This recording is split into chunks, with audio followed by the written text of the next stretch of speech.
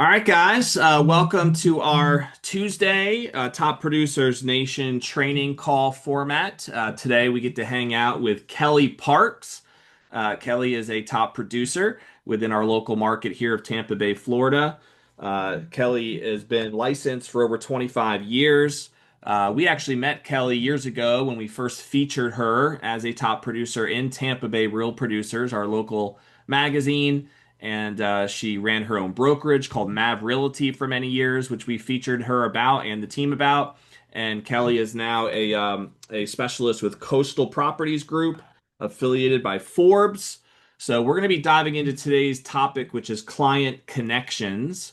And once again, you can see these recordings within our Top Producers Nation community, which you can find online. There's also a link that's going to be in the chat here. I'm going to put that in there right now.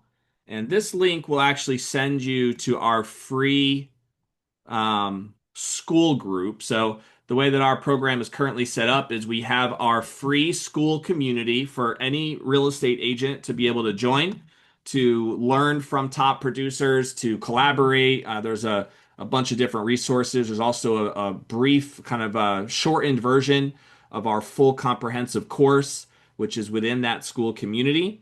But then we also have a paid community as well, which has different bells and whistles in the paid community. So there's an app that you can download and have it on your phone mobily.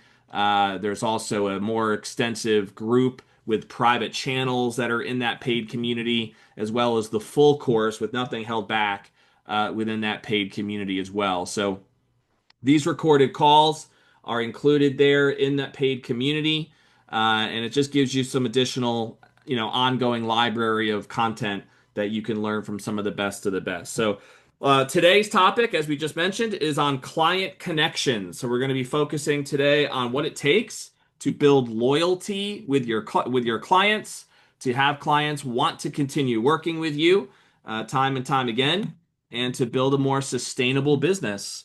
That's not just for the short term, but for the long term, which somebody like Kelly has been able to do, being licensed over 20 plus years in this game. So, Kelly, it's good to have you here. How are you?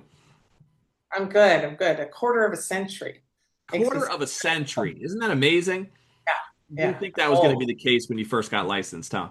dinosaur. I did not. I didn't know what I was doing when I first got licensed. I wasn't sure what I was getting into, and still questioning it. Well, you've done something right, Kelly. Multiple million dollars, many, many millions in business that you generated. I think I saw that you did over 30 million last year, somewhere in that ballpark. And Yeah. you've been a top producer here in Tampa Bay ever since we've even started Real Producers way back in 2018. So that's been for the last 7 years. And so this topic of client connections, let's talk a little bit about how this became the focus for you. I know your business has evolved a little bit. I think if I remember correctly, when you were a newer agent, didn't you focus on short sales? And was that how you initially got into the game? Well, when I was a newer agent, I was in Michigan. So I guess we'll talk my Florida career because I mean, although my Michigan career plays into a lot of this, but I started out in Michigan Yeah. in 2000 as, and it was not short sales or anything because that wasn't really a part of things then. Um, Started out real, it's just as a waitress, as a part-time, going into it, after raising, like having babies and then having a terrible toddler that I decided that childcare was going to be a great option for him. Hmm. And I would get a real job. I get a job that I'd work for and have to be away. So horrible. But he was the most horrible child. Oh. And I'm very close to him now. He's almost 27 years old. But I decided I needed to, yeah, I needed another job. So other than being a mom. Hmm. Um, so that was just, my first year in the business, I was rookie of the year. I was in Ann Arbor, Michigan, and I was the rookie of the year for the Ann Arbor Board of Realtors. I sold 17 homes, which compared to what I do now sounds very minor, but I Right. mean, it was in like half of a year. It's a solid Sold first year for sure for many people. 17 homes after just being this, stay-at-home mom who really didn't know anything about the business. And in Michigan, you only have about 6 months a year to sell. And I started within the last like 3 months of the selling season. Hmm. So um, So anyhow, so I just, it was something that just came natural, and um I, you know, did all the open houses for all the agents that had listings. I worked in a market. Ann Arbor was about 40 minutes away from where I lived, and I lived in a really small town. So I chose to go to a market where there was some just better sales, but I had no personal connections there. So Okay. my whole connecting started with doing open houses, meeting people, and figuring out how to win people over and connect with them there. And then I came to Michigan, I mean, came to Florida in 2011. I didn't get licensed until 2012. I took about a year off of just kind of getting settled here. And I started out working for one of the big hedge funds, which is what you were thinking with short sales and all that. And that was helping American Homes for Rent Mhm. buy houses that they rented. And then it turned over quickly to Progress Residential. I switched from American Homes to Progress Residential due to a weird series of events. And and that was my whole start. So my first year here, I sold 57 homes. So I had a very nice introduction to the market. I was super blessed to have that. I did worked with them for, you know, a handful of years, but it was not at all my passion, because my specialty is client connections, and they're investors, and it's just numbers and stats Yeah. and what are we going to rent this for? And it was just running a lot of properties and turning, you know, just sitting. I mean, I would have days where I didn't even get out of my robe because I was just on the computer, just running all the numbers and sending these forms through and what have you. And it was awesome because it taught me every inch of this region and every neighborhood, and so I had this great knowledge of everything, but I was not fulfilled. Like my heart was not, it was not enjoyable, Right.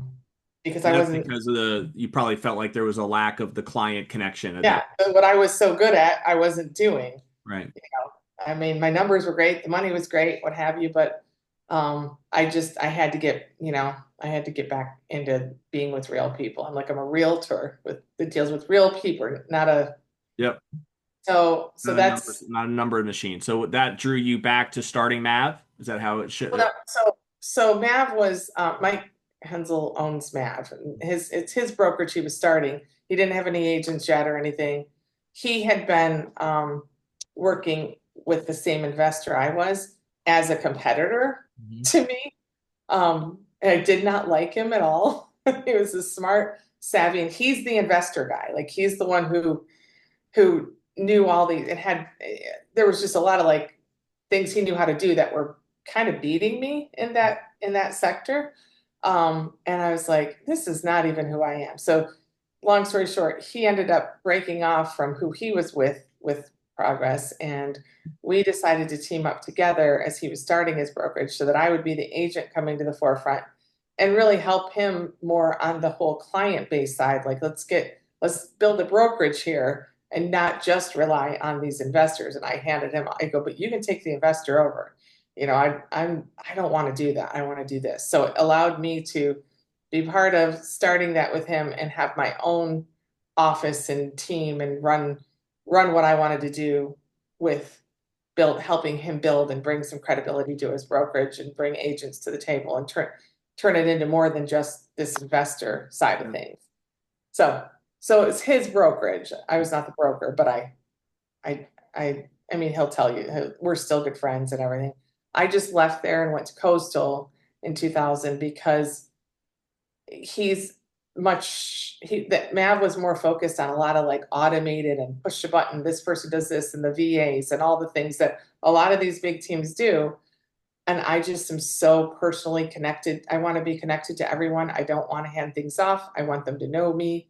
I want them, they're talking to Kelly Parks. They're not talking to everybody else down the line. And I know that works for a lot of the top producers nation that you've got. Yeah. Um, but it's just not who I am, and I'm not fulfilled by that. And that's kind of how a lot of things at Mav were. And he and I just didn't always align. So I went to Coastal, um, so that I could just really be myself. And you feel like that's been exactly what you were looking for? Yes, yes, Very cool. totally. So the success you had initially in Michigan and then how you've pivoted in a couple different ways here in Florida, looking back, like, is this approach of just client connection, whether that shows itself through referrals or through repeat clients coming back to you in multiple times, was that, would you say, the core of your success in the early days, in Michigan, and then beyond the stuff you've had success with the investors in Florida, now with Coastal and what you're focusing now, what percentage would you say of your business, you would credit towards this kind of focus on client connections? Um, I mean, I think client connections is probably 70% of my business. Okay. Uh, that's definitely, I mean, I have clients that I mean, I end up helping their whole families. They come back to me over and over again. I have clients from Michigan that chose to retire here because they wanted me to still be in their lives as their realtor. Hmm. Um, yeah, That says a lot. yeah, I just recently, Bruce and Brenda, they came here. They were looking at Arizona, one other place in here, and they called. They're like, we're thinking about coming to Florida, so that can you be our realtor anywhere in Florida? Like, I go, well, I got to be within a region that, that I can drive to realistically. I mean, I could Yeah. sell anywhere. But I said I also could refer somebody good. They go, look, no, we're coming to wherever you are because we want you to be our realtor again. So I That mean, that's a resonated pretty so good good. testimony. I clearly connected with them, and they've worked with multiple agents over the years until me. When did we first start? Probably 20 years ago, Hmm. 15 to 20 years ago when they got with me. He was a big he was in the steel industry, so he was moved around with big plants and was the plant manager of all these major plants. Well, And, so they were always assigned walk by. us through some of the things, Kelly, that you feel like have made the biggest impact on your ability to develop these types of loyal clients. Does anything come to mind to you that where do you think it starts? How does it grow and accelerate? How much time does it take, do you feel like, to build a base like that? What are some of your thoughts there?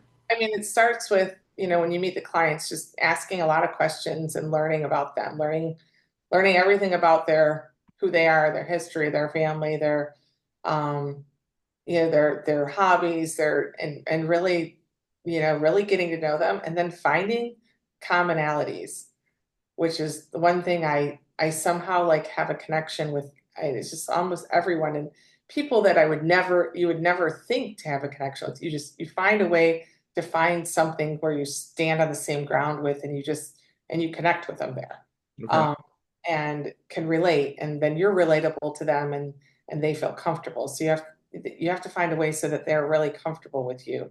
And it's got to be authentic. You can't, oh yeah, I love playing pickleball. I've never played pickleball before, but you know, I want to play pickleball. I got some cute little outfits from Target that are like pickleball outfits, and one day I'm going to do it. But even just It can't be finding, fake. right, right. You have to be real. That's my biggest thing. Every panel I've sat on, they're always like, "What's the key to your success?" And I'm just like, I'm the realist, and I think most of the realtors that know me out there, they're like, I'm pretty real and raw and authentic, and it's well received. Maybe not when you're going through too much trauma in your life, which I've had a little bit of We the all last couple do. of years. Sure. I think I've been a little too real. But then people see you as they see you, they see the human in you too. So I think that it's good as long as it's. How do you think that realness shows up in the interaction with the clients? Is that referring to, like, maybe having hard conversations when there's a need to have them, about like what they want to sell the house, like listing Yeah, pricing or things of that nature? yesterday. I just had one with someone. We just sold her house. Luckily, I got her 90 days to find the house that she wants, that she's renting hers. So she got a nice position, but she's being insanely, insanely picky. And I just had to tell her, and she's a repeat client. And when you have, like, you keep coming back to me for a reason. So I told her, I said, listen, you got to stop being so picky. You want this budget now, and yet you have this expectation. And honestly, if you're going to stick to that, I can't help you. Right. I'm because it's not realistic. And you passed up an amazing opportunity because you like to go to Costco twice a month and you don't want to drive 40 minutes. And I'm like, but if you found the most perfect house that blows anything else away that's 10 minutes away for Yeah. 2 trips a month to Costco. I told her that's asinine. And she's like, and she's like, well, but it's, yeah, and then my doctor. I'm like, and how often do you go to the doctor? I'm like, realistically, and aren't you retired? And I can, and I talk to her like that. She's like, I mean, I'll get aggressive because it's just the harsh reality. But I did, I'm like, I love you. And she's like, I know I love you too. It's just then being like, I don't mean to be so hard on you, but you're not, this isn't, you got to be out of here in a certain amount of days, and we need to be more realistic. Yeah, And and in order to have those types of conversations, like you just said, it really has to stem from trust, first. They need to really believe that you love them and that you care for their best interest. And you mentioned earlier that it starts with like asking a lot of questions, and identifying, I'm assuming, you're looking for maybe certain things when you're asking those questions. Is there a template, or not necessarily a template, but do you like what types of questions are you normally going to just get to know them better? Are you trying to find their hobbies and interests? What are you looking for? I, so that's where I'm bad in all of these kind of lines of things because I'm just a natural. Like I do things that I should probably record myself. So I kind of know like how did I just get to that point? Because I'm always like, wow, I somehow pull things out of people, but I don't have a script and I don't have a template. I just naturally I'm a talker. Yeah. Um, I mean, so I just will constantly communicate, and people just honestly open up to me to a level that sometimes I do not want. A lot of times, and I mean Well, it's amazing another. what happens when you do ask questions, though. I think that in and of itself builds trust. Mhm. Right? And so you, like you just said, naturally are asking probably the right questions and enough questions so that they are getting the impression that you genuinely care about I think what's I most start out important with to where them. they're from. I think I always want to know where they're from. Like, so where are you from? Like, how long have you been here? So that I can kind of learn a little history, finding out, like, just asking questions about their history, their life, what they do, their business, and then somehow tie into, oh, I had a great client who worked for them, and then it just opens those doors, and they're like, oh my God, I knew them back, and so.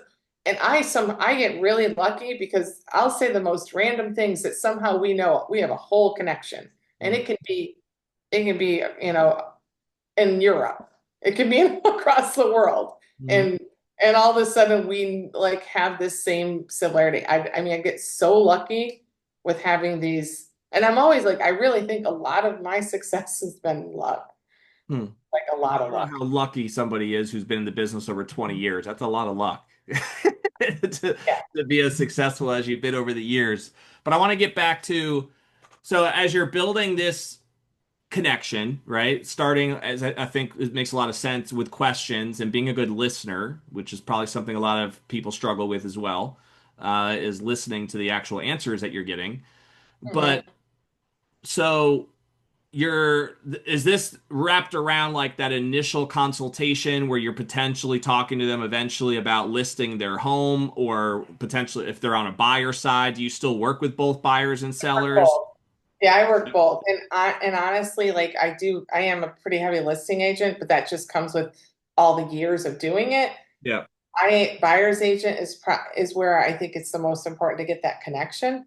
And that's what I think what I'm best at.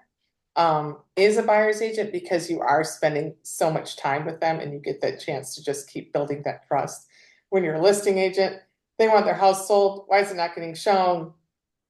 They're paying you all this money, so there's a little more of a, instead of, the way the buyer side is, we're going to ask the seller to pay us. We're going to, Right. so I think that I, well, I just got a little side lost there in my thought, but it's so the buyer side is where I feel like I usually end up starting because most of my listings then come from having helped them as a buyer. So I think my building my relationship starts on the buyer side, Yeah, that's um, interesting. for the most Do part. Do your leads and the connections you initially facilitate, are they still created through some sort of marketing channels, or is it all kind of organic? It's organic. There was some time where we were like I was buying leads, Realtor.com or Zillow, Mhm. but that was for when I had a little more of a team. Mhm. That they went to them. They really didn't go to me. I would jump in when I would see things not addressed here and there and or get frustrated because I saw somebody not following up right. And I would jump in and I'm like, oh look, I took this buyer and I just turned it into that, Yeah. And and my daughter, who's on my team, part time, but moving to Alabama, she's like, "How do you always do this, Mom?" Like she's like, "Okay, of course, you just went and did the open house, and you picked up 3 buyers at the open house. When I do open houses every week, and nobody even showing up." Mhm. Um, so, but like that's one key thing is I think open houses are great for especially anybody out there that's you know newer and starting out if you can get into the open houses. But even if you're established, like some of these agents out there that have been an agent for a long time and oh, I'm this listing agent, they don't want to do the open houses, they give them away.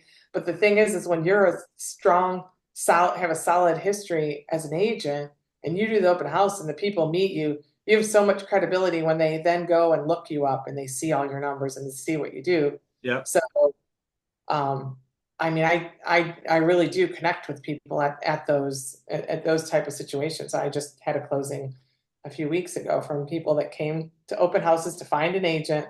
They interviewed 3 or 4 agents, and they chose me and they just, and a lot of them wanted to make sure, will we be working with you? Will we be, like their questions where we don't just want that we see you sell a lot and they were concerned, are we, and you have a team, so are we going to be handed off? And Yep. like, no, I made the connection there. Then, and that's why I feel like agents should do them when they don't want to do them. Like, you got to be there and connect with the people and build the loyalty. Yeah, and so it sounds like from what you're saying, if I'm hearing you correctly, a lot of your client connections have started on the buyer side, Yeah. and eventually they end up listing with you as well. When you're helping somebody on the buyer side find their quote unquote dream home, or at least whatever they're looking for at that moment, right? And then there's a success, obviously, they're in the home, you found it. Is there anything that you feel like you do regularly from the point of closing, right? Or even potentially setting the right expectations up to closing? But picturing like closing happens. Now, how do you maintain that relationship post closing, right? Are there Right. things that you're doing to stay in front of So them to still continue to keep that connection alive? I think that it's, closing gifts, getting to know the person through the process and getting them something that's really tailored to them, Yep. um, that they have to remember, you by as well when they look at it. So, So you're you a know, big proponent of the closing gift. yeah, closing gifts that remember. Also, a big proponent of setting a time to go have celebration dinners where you actually just are out of the work mode, have some fun together, spend some time, um, find out. I everybody knows I do a lot of concerts and things like that, and finding out like if this customer likes this music, taking them to an event, and just having that one-on-one time that just builds that friendship. Um, That's cool. So that's kind of a way to celebrate that they got the home. Like you generally will take them out to dinner sometime in the near future. yeah, yeah, take Okay. them out to a nice dinner, just spend time. Or even to a concert with you, or you just give them concert tickets. It depends on who, like them, but with Yeah. me, because then they get to like, because I'm fun, so I'm fun to be around. I'm Um, fun and I people like me, darn it. yeah, so I mean, yeah, the people that picked me that closed a few weeks ago, she's like, "Can we have a girls' wine night?" And we're doing dinner soon, and because they couldn't do dinner right away, and she's like, "But see, I can't get Scott free, but let's do what girls' wine night." And it's just making the time to spend time with your clients, um, that just creates. I become really good friends with I have a ton of friends and I really truly become friends with them all. Yeah. Um, it keeps me busy. Do you view obviously these connections that you're closing with, it sounds like from what you just said, you view them as friends, which speaks to the mentality part of this in and of itself is like they're not just clients, right? They're actually friends of mine now.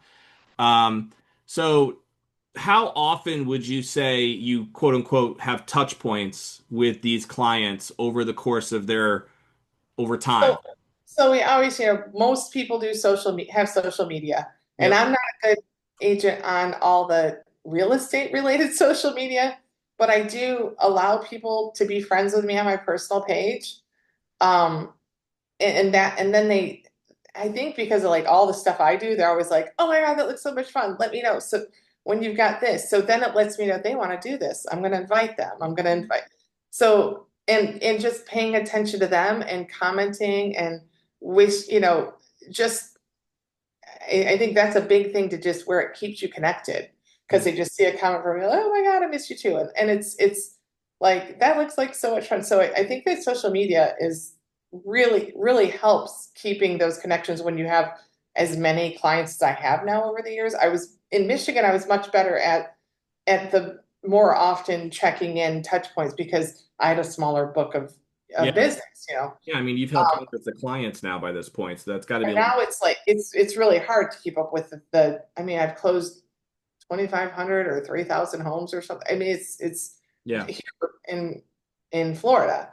So Now, is it's that kind of including the deals with the but investors? the deals with the investors. So like I got to take out, I don't know, 2, 4, 6, 8, maybe 1,000. Okay. That's still a Like lot of people to have in your database from a connection standpoint. right. And So okay, and obviously, I mean, just any person is going to have certain relationships that you just connect with better than others, and you can yeah, that you even want to hang out with beyond and the you have to actual. focus on those. Yeah, you have to pick your top, 200 clients and really, really focus on connecting with them. You know who the people are that refer you. So when someone's referring you, that's someone you need to be staying in contact with. When you have a big book of business, then you have to be a little more selective, but still have things out, staying top of mind with monthly newsletters and stuff like that, which is Coastal. The one thing my brokerage is really good about is their marketing department, and Mhm. that's Yeah, part of our support you process. well. Yeah, and so we've What do got you, what to you, what would constitute, let's say I have a list of 1,000 clients that I've done deals with. Um, to you, what are you looking for that makes somebody a top 100 or top 200? Is it just somebody you want to connect with because of the relationship, or are there other things? I mean, it's someone that you really have that relationship that they want, like they love seeing your success. They want to refer you to people that have, that are staying, that are communicative back with you, and that have done multiple transactions. Obviously, anyone that's done, that's come back to you is going to Yeah. be in that top list. Um, and then just making sure that you do the extra touches with them that there's a lot of things I'm supposed to be doing that I'm a little sidetracked on, and it's making the call, like setting aside time every week to call 10 of your clients, Yeah. touch base, call 2 a day, Yeah.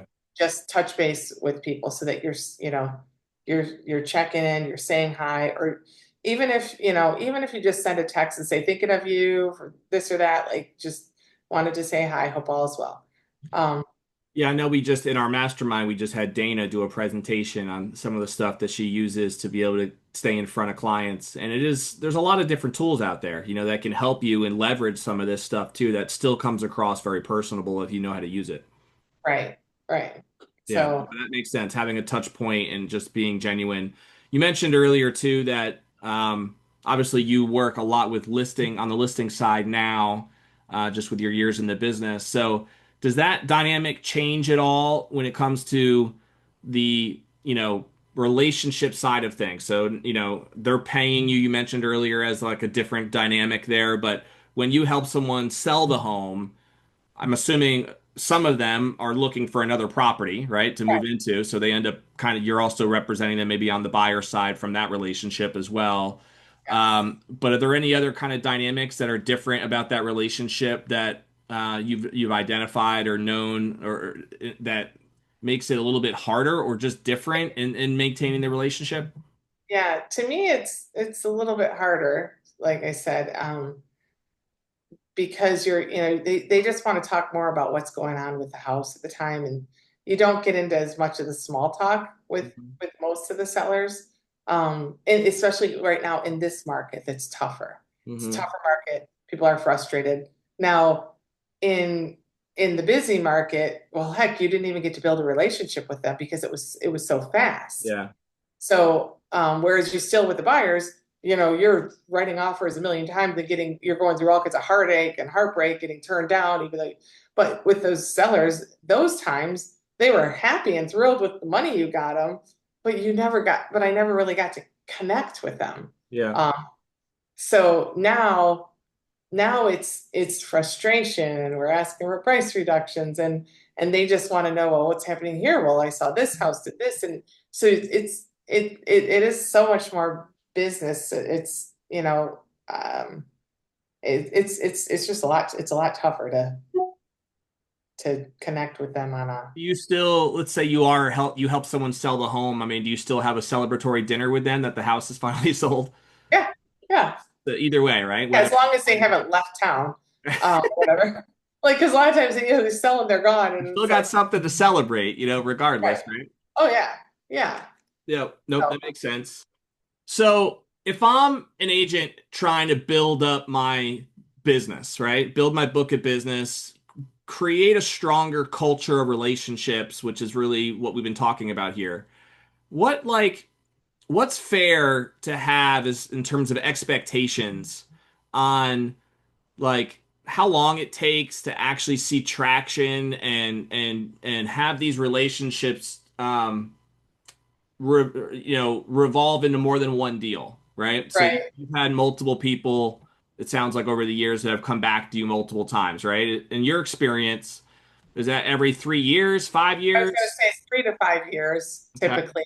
I have one family here that every 2 years, every January, like they're like, hey, can we get our punch card like for another house? And they're like, they thought that their punch card would be full and they'd get a free house after 5 rounds. That was a joke, of course, but like every 2 years, like they call me in January. But those are people who we didn't do much socially, just because of how their life was with little kids, and Yeah. but we always stayed, always communicated a lot on like on Facebook and things Yeah. like that. So then I'd get a call in January, and they're like, "It's time to upgrade again," and that was every 2 years. So I wish everybody was like them. Yeah, I mean, I think it was Dana maybe that even shared in our presentation the stat behind how many people say they're going to work with the same And realtor only again. one. Yeah, but only like one out of whatever eight actually does, or something like that. Yeah.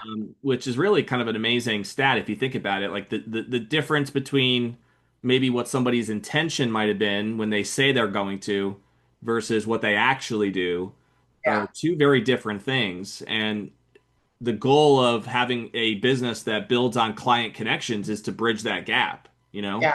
And I think I've been pretty lucky at that being a much higher stat than that because of whatever it is I do. However, there's also times where then they have a good friend who gets their license, they have a family Sure. member. So there's those situations where they go in that direction, but then I've had those people that they come back to me, even though their family member is a realtor, they're still like, we're still working with you. And that speaks volumes. Like Yeah, that's, I was just about to say that. You never know when they quote unquote go with the friend and then they realize, you know what, my friend doesn't know what the heck they're doing, right? And I need to go back to a professional like Kelly to help me actually get what I'm supposed to be getting from this pretty big purchase or sale in my life. So that also makes a lot of sense.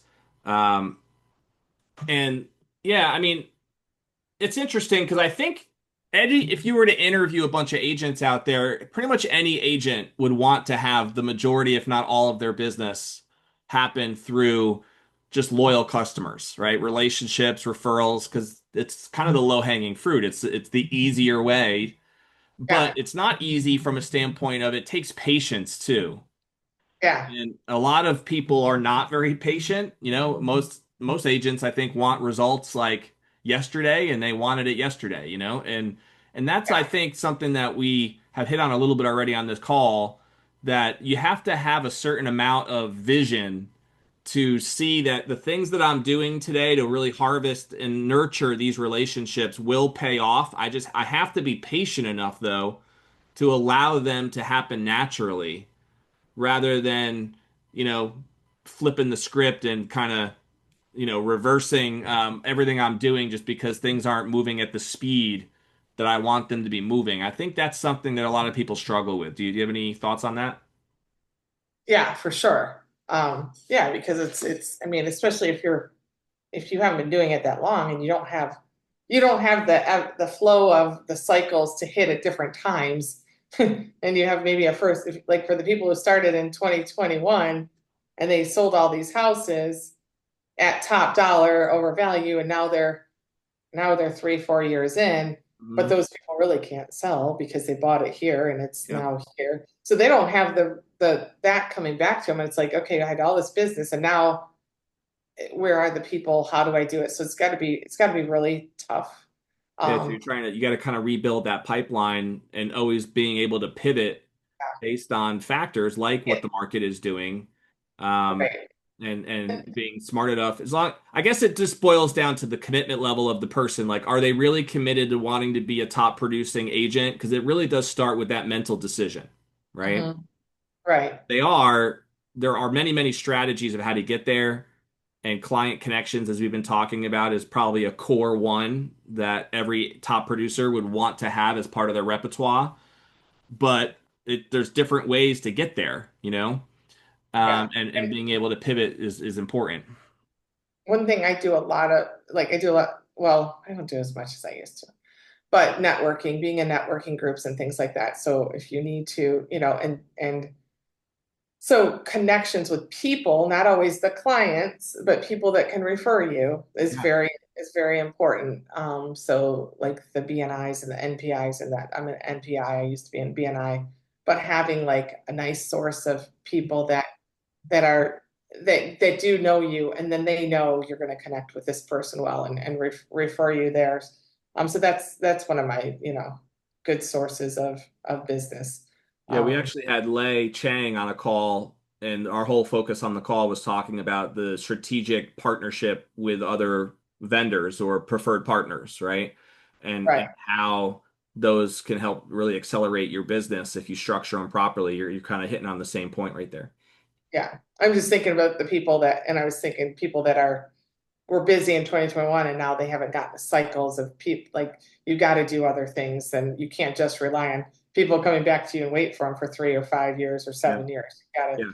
keep putting yourself out there in front of people and talking to people everywhere and going to, happy hour, sitting and don't like never meet a stranger in the grocery line, talking to people. Um, You and actually want to talk to people in order to have client connections. It's you funny have to talk how to that people. works. Are there So any other best practices, Kelly, that you feel like have worked for your career over the years to build that level of loyalty with your client base, and even whether it's even in the beginning stages or later on in the process, anything stand out to you? well, I think it's important to be very genuine with people and have them let them I mean I let them know like how client focused you are, and it doesn't matter if they're buying $150,000 house or you can buy one or a $3 million house, like just making sure they feel like they are just as important. They're just as important as the $1 million buyer, and the $1 million buyer is just as important. Like just treating people very equally and genuinely. Hmm. Um, and um, just I'm fumbling. I think that's one thing that I've always done is like I've connected with so many different walks of life. I'm not just that agent who's only selling these high houses and wearing red bottom shoes, which I don't have and I won't wear because my feet would die. But like You do wear emerald green a lot, and it looks good on you. I know because I was on the cover of your magazine in that green dress and I did not know Kelly Green was Kelly's color. That So makes a lot of sense. Look at that. I'm able. yeah, We're able to help color of your money. branding. It's perfect. Yeah. Yeah. So, but I just think that this most important thing is just to be very genuine and not. not be salesy and let people know how much, how much you care and get excited with them because I get excited about everything and I think that when you show houses, when you're with people looking at houses, like really keying in to what they like and don't like to where I mean, I just sold a really nice house in Hyde Park and my client hasn't seen it. She still hasn't. It closed last month Hmm. because she's renting it to the seller for a couple months. But literally, my 4-year-old granddaughter and I went through and did a video walkthrough videos for her and sent them to her. And the 4-year-old might have sold it a little. She was so cute, and then she's like, "Okay, I want your I granddaughter can see to that come working. over a Yeah, couple times a absolutely. month, and we're gonna buy this house." I love that. I love that. Who's gonna say no to a cute 4-year-old talking Yeah, about there how you great the go. house is? So, but That's I think that those are the times where they also see me as that real person, and I'm Mimi doing my thing. Like, okay, yes, let's run out and show that. But like, because the week that she spent with me prior, she trusted and she saw how I would walk in a house and I would say, I would just cut to the chase on this isn't this. No, this isn't for you. And she's like, I don't even have to come back. You're gonna pick my house. that's Like great. so I think that's where, they just it's just really important to truly listen and understand what they have. I ask for pictures of their current house and things like that. Like, send, let me, what's your address? So I can look it up and I can see things to like when they're from out of state Yeah. to to know, to just see their style, and everything I can do to research to understand who they are. Yeah. That's great stuff, Kelly. It really is the difference between just trying to be an order taker versus being a true consultant. And Right. there's a whole different level of professionalism and, seriousness when it comes to how you approach the business when you view yourself and you have that identity of being a real consultant. And because you think about how much money a true consultant would get paid to identify um, and provide advice in many ways, for whatever the business decisions are at that time. And top producing agents that we've interviewed on the podcast and in the magazine over the years, I think really adopt that attitude much more than your average, like Tom, Dick, and Harry realtor, right? That's out there. And there's definitely distinctions, and a lot of what you've talked about today has a lot to do with just you view yourself, and I think you identify with being a true consultant because of that, and the amount of questions you ask and the seriousness that you take that approach. Your clients are going to feed off of that and feel that, and that creates loyalty. If we were to wrap up this whole call with a point, I think that would probably be it. That being a true consultant is really the key to developing client connections, Right. over time. And some people are really good at that naturally, other people aren't, but it is, I think, a skill that somebody can learn, by Yeah. modeling Yeah, someone you like can learn you. it, but you can learn it, but you have to, there's a reason why there's 1% of the licensed realtors that are really doing the business. You Yeah, know, no, um, for sure. Most of them don't have the patience to become a true consultant. right, right. Or the authenticity to just, they're thinking about what they have to pay their bills to do this, Right. what they're gonna make on a sale. Like, I don't look at the commission at all. It doesn't matter. Now we can't look at the commission, which I think that's one thing I like about the new plans. Like, and I get frustrated when agents call me and ask me how much. Like, you know what? You should have a buyer brokerage agreement and put it forth. And this you should not be showing a house based on what that number is. You should be Yeah, showing a house because totally. it's the right house for that client. Totally. No, that makes a lot of sense. And I completely agree with that as well. And I do think it challenges the, you know, in some cases, status quo of why an agent, why there was a change to begin with, I think is because of what you just said, right? Like that overall feeling of client agents not really representing the best interest of their client, right? Yeah, yeah. I get that. All right, well, we'll put a bow here on our call, and I know we kind of went all over the place with a bunch of different directions, but we flushed out, I think, a lot of value in the call. Is there anything you feel like we didn't hit on before we wrap up that you wanted to throw out there? Let's see. I made some notes, but I didn't go off of them. I think I actually did, like, that's my natural just gabbing it all fit in there. Closing gifts, checking in, building referrals, asking for referrals, things like that. And then I had a bunch of examples I was going to give you, but yeah, no, I Do think you have great. one good example or one good story of the power of building strong client connections and the impact it can have on your business? Does anything come to mind? Um, I mean, yeah, I've got quite a few of those, but What's your I mean, favorite one? What's one? well, in Michigan, I had a client that came in to my office and what back when we had walk-ins, and they walked in and they looked like people that you were like, are they homeless? Are they, Hmm. um, totally just wouldn't think that they were anything you'd and this is also a story of where I went above and beyond in some situations in their life. Um, was not anyone you think had a pot to piss in. Hmm. And they wanted to see this farm and this and that. And set an appointment with them. But I sat and I talked to them and they said, you know what? They said when they decided something they wanted to do after this house, they said, we have a 200-acre farm that we want to split up and subdivide. And we've gone to so many open houses and people look at us like we're trash. Mm. And you just honestly just welcomed us in with the nicest smile, with the most authentic, just asking us questions, seeming interested in us, and not you did not judge us Mm. based on what we look like. Mm. I proceeded to sell their 200-acre farm that we subdivided and made into a big neighborhood. They bought another big farm from me, which we ended up subdividing and selling later. They bought so much real estate with me in Michigan, like they were the foundation to my success. Mm. Um, they had a horrendous they had five adopted children.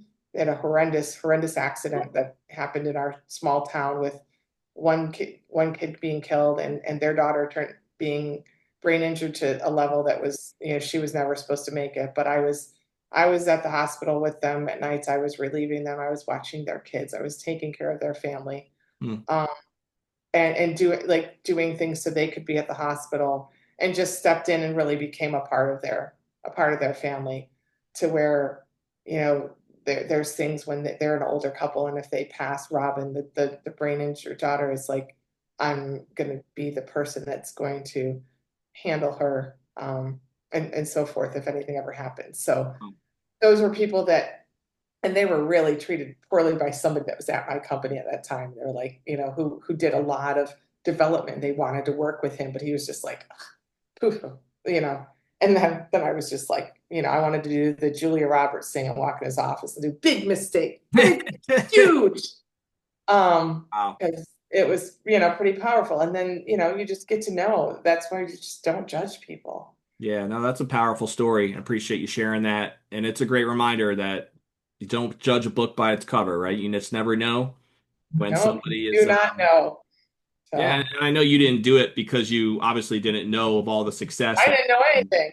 It was yeah, just it kept coming to me and coming to me from the like then I was learning all this was like, okay. right.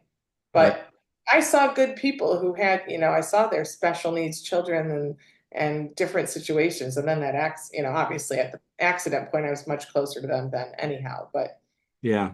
No, that's yeah, awesome, Kelly. I appreciate you sharing that. It reminds me of the power of having a true servant's heart, and yeah, that's kind of what it sounds like you're just describing is like you generally viewed your role as being a servant. You're there to serve their real estate needs at the time. that's And good. That's true. I had never said that, but that is exactly what I do. yeah, no, I love that. That's awesome. And there is that's even, I think, a better way to describe it than being a consultant, right? Is Oh yeah. being a real estate servant and really helping them accomplish their dreams and goals. So I applaud your success, and it's been awesome to have you here on the call. We appreciate you taking the time to be here. As I mentioned earlier, this call is recorded and will be uploaded in our Top Producers Nation University course for anybody who joins our community. So you'll have access to this and all of our other recorded calls as part of our ongoing library. And we appreciate Kelly Park's investment in all of you for this time. So, Kelly, you have an amazing summer. I guess I'll be seeing you at our next Elite Agent Mastermind in July, huh? Good. See I you look then. forward to it. You have a great rest of your week, Kelly. Thank you for Love being that here. group, so thank you. All right. You're awesome. I'll talk to you Bye. later. Okay, bye.